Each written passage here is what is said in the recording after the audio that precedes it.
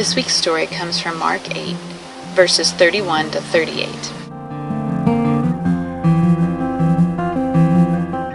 It's really a continuation of last week's story, where we heard Peter exclaim that Jesus was the Christ, God's Son.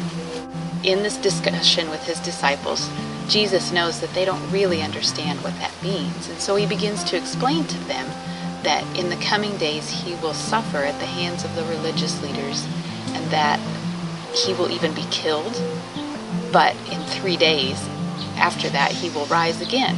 Obviously the disciples don't understand, and we see the Bible even says that Peter rebukes Jesus and tells him that these things won't happen.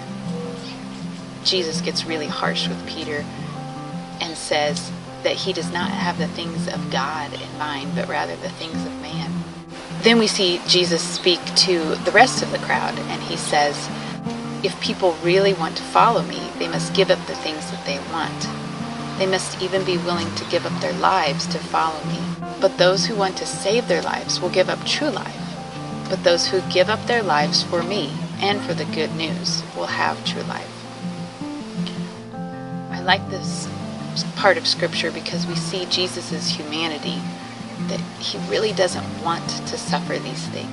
He doesn't want to die on the cross. But yet, knowing it's God's will, he keeps the things of God in mind rather than the things of man.